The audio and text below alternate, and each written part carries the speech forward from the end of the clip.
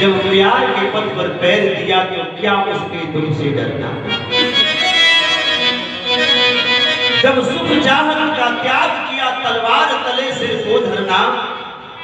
हम याद में उनकी रोते हैं, चाहे तो प्राण विसर्जन भी करना। बस आशा निराशा साथ लिए चैतन्य ही जीना मरना। उनके लिए जिएंगे, उनके लिए मरेंगे, उनकी सिवा कोई जरूरत नहीं है। और ये बात सही है लोगों, प्यार उसको कीजिए जो हो प्यार के काबिल। अहमद भैया, प्यार उसको कीजिए जो हो प्यार के काबिल, और हर किसी पे चला जाए तो चूल्हे में जाए। प्यार उसी को कीजिए। इसीलिए मैं बताऊं अपने दिल की बात बता दूं, भोले पर दिल क्यों।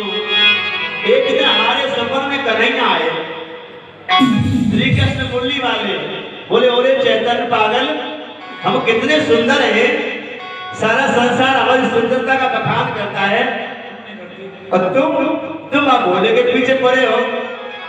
तब मैंने कहा प्रभु माफ करना, वो कैसे भी है, जैसे वो मेरे ही मेरे प्यारे हैं। अब ये दिल चला गया तो क्या करो। हाँ, गुण तुम्हारे का होगा साथ, लेकिन दिल तो भोले का ही दीवाना हो चुका है।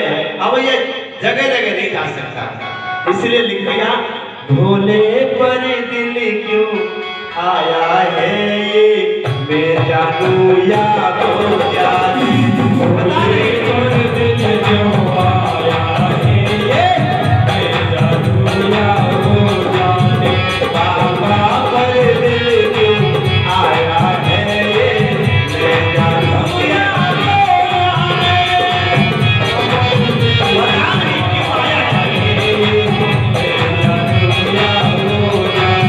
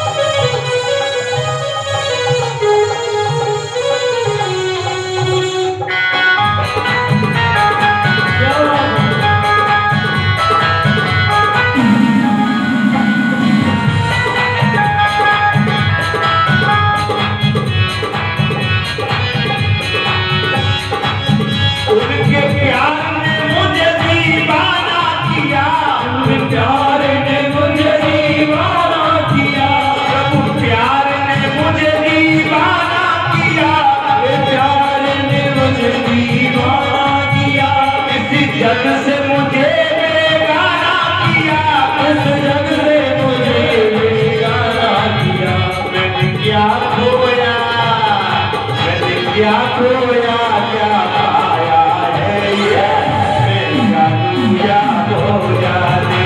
मैंने क्या खोया क्या पाया है मेरा दूजा हो जाने। गुरुवर पर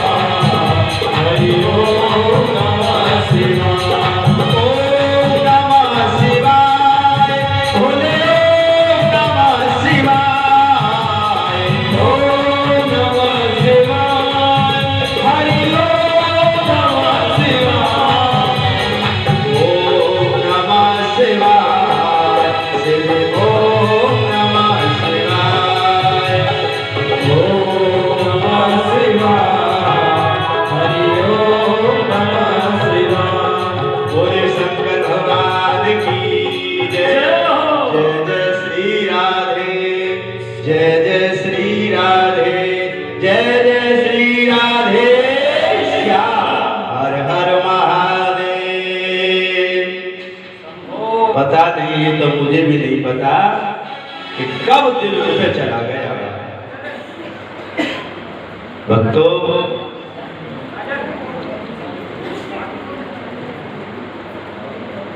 ये सच है क्या? ध्यान भोले का तुमने, ये अनुभव किया, लिख दिया।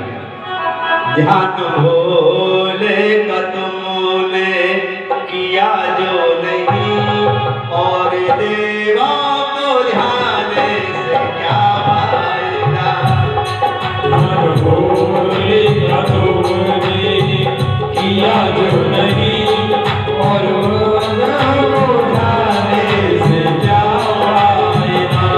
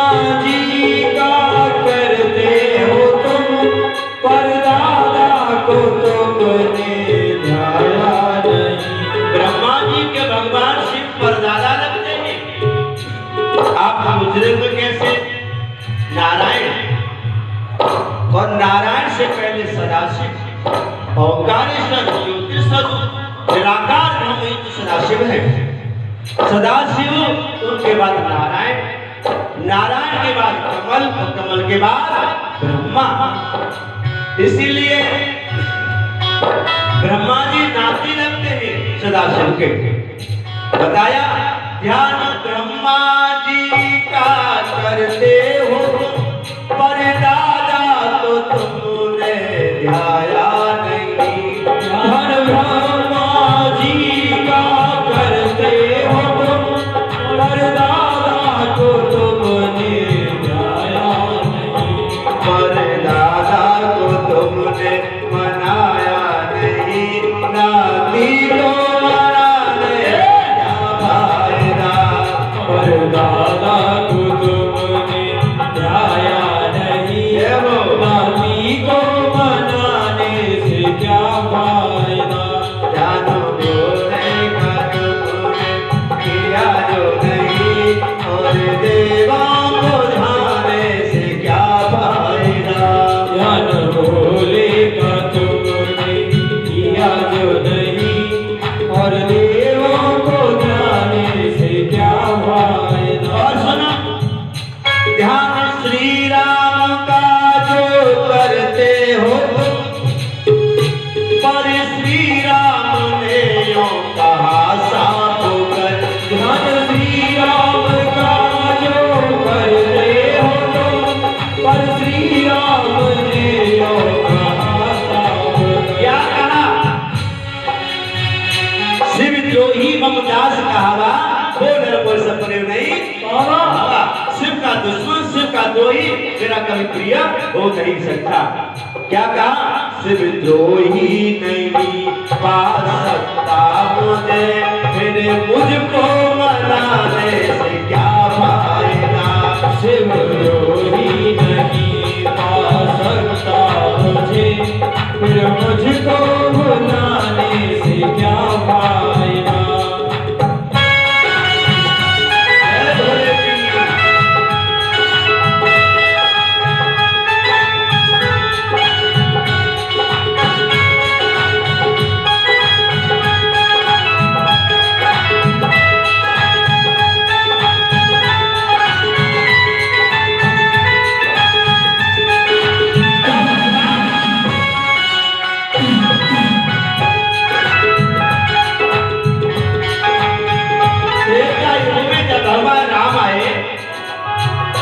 लंका में विजय करने के लिए सबसे पहले भगवान शिव की पूजा की, जिसे रामेश्वरम बोलते हैं। और इनका अभिषेक पूजन कराने के लिए कौन आया? कौन आया? रावण आया था। स्वयं रावण और भगवान शिव की पूजा कराने के लिए आया था, आचार्य बनकर के। इसीलिए लिखा ना राम ना कृष्ण शिव के बिना, और चैतन्य कुछ भी न शिव के बिना। ना राम ना कृष्ण शिव के बिना, और चैतन्य कुछ भी न शिव के बिना। जब भगवान कन्हैया यशोदा मैया के आंगन में झूला में झूल रहे हैं, सबसे पहले भोलेनाथ का ध्यान किया, बाबा आ जाओ और मुझे आशीर्वाद देके जाओ, मुझे बहुत बड़े बड़े काम करने हैं।